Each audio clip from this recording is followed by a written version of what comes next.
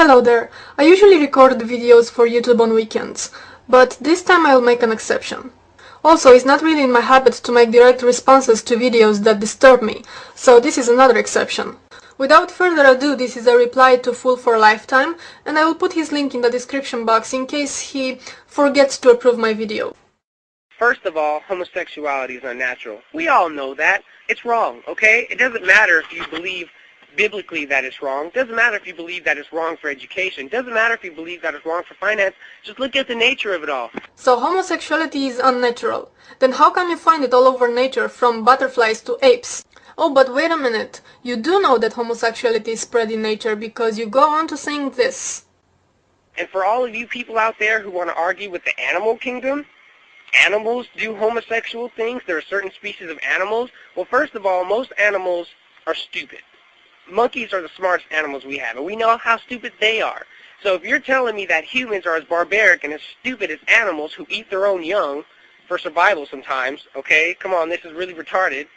It's unnatural, okay? Basically what you're doing here is a big fat straw man. Nobody argues that animals are not stupid, because they are. And nobody said that we should do what animals do. But the point is this. Your statement that homosexuality is unnatural is false. You cannot call it unnatural as long as you can find it all over nature. It's just that simple. So let's move on. Secondly, it does make God mad. Whether you like to admit it or not, it does make God mad. Go read 1 Corinthians chapter 6, verse 14, I believe it is, around there. Homosexuals shall not inherit the kingdom of heaven. It says it clearly. Apostle Paul in Romans, I believe it is. Man shall not lie with man. What is so hard to understand about that? It makes God mad, okay? For your point to be considered valid, first you have to do 3 things. First, you must prove that there is a God. Second, you have to prove that your God is the real God. Third, you have to prove that the Bible is the Word of God. Yeah, I wish you all the luck in the world with that. Now, if you manage to do a miracle and prove all of these things, you are still left with the interpretation of the Bible. Yes, there are a few passages who condemn homosexuality. But there are also some passages that condemn touching the skin of unclean animals. Are you wearing any leather products? And what kind of leather is that? Do you play basketball? From what kind of leather is that ball made? I'm sorry to break this to you, but according to the Bible, this is an abomination. Do you know what else is an abomination in the Bible? For a woman to wear men's clothing. And since we are on this very lovely topic, I just want to make a quick note to Yokap's brainwashed wife. Caroline, honey? You know, you often dress like a dude. It's an abomination. But let's keep rolling. You know, it's genetic and it's not something you can help.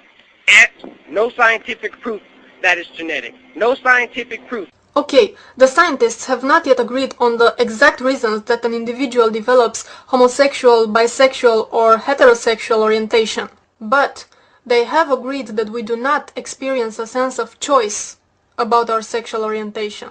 How come you think that somebody would just choose to be gay? So it's like one day I just wake up and say, from this moment on I will be attracted to women. Because I want to be discriminated. I want to be deprived of civil rights. Just take in consideration the fact that there are homosexuals even in Muslim countries. Do you know what happens to gay people in those countries? You would be just thrilled. And yet you still think it's their choice. Your mom had to lay down with your dad to come up with you, and now you're here. Heterosexuality is pro-life. Homosexuality is anti-life. What is so freaking hard about this, guys? Well, newsflash to you, pro-lifer. We are overpopulating the planet.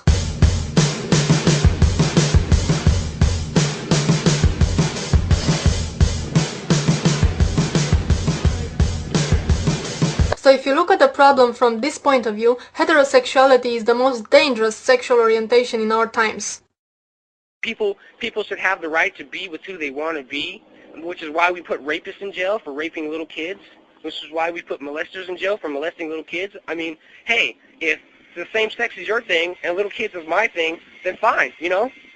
How about it? Well, I'll tell you how about it. It's a little thing called consent. As a side note, there is something really disturbing that I noticed about people in my country. Even the most open-minded, and intelligent people I know are still against homosexuality. So for you people who are watching me right now, I just want to tell you this. If you'll ever stand in front of me again and associate homosexuality, which is a consensual act between adults that do not harm anybody, with pedophilia or bestiality or any other form of abuse, I will spit you between your eyes.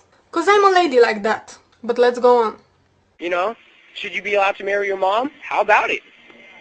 Should you be allowed to marry your brother, your sister? Should you be able to have 10 wives? How about it?